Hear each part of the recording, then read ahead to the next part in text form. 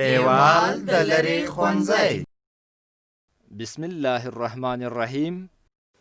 لومړی ټولګی پښتو لومړی لوست د چمتووالي دوره.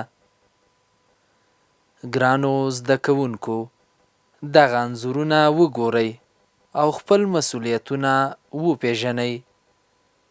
ښه زده کوونکي چې کله له خوبه پاڅیږي لومړی اودس کوي. له اودس څخه وروسته لمونځ دی. لمونځ د اسلام دویمه بنا ده. لمونځ په هر مسلمان فرض دی. هر مسلمان باید په شپه او ورځ کې 5 وخته لمونځ ادا کړي. چې کله مو عبادت ختم شو نو راځو خپلو کارونو ته. هر سړی باید د خپل خوب کولو ځای ټول کړي. دا کار له مور او کورنۍ سره مرسته کول دي.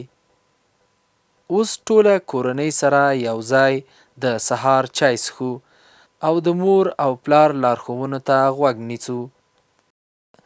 چې کله مو چای وڅښه نو بیا د کالیو بدلولو وخت دی چې ښوونځي ته تیار شو. له موږ سره د ښوونځي په تګ او تیاري کې مور ډیره مرسته کوي. موږ باید د مور درناوی وکړو. په دې انځور کې تاسې وګورئ، که کوم لوی سړک په لاره کې وي د تیریدو په وخت کې د ترافیک پولیس یا له یو مشر څخه مرسته وغواړئ ترڅو تاسې خوندي پاتې شئ.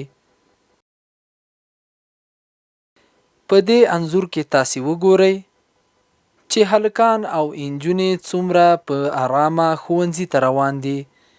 تاسې باید همداسې په آرامه ښوونځي ته لاړ شئ. په ټولګي کې ښوونکو ته ډیر درناوی ولرئ، ځکه ښوونکی د پلار حیثیت لري. څومره چې د پلار درناوی کوئ همداسې د خپل ښوونکي هم درناوی وکړئ.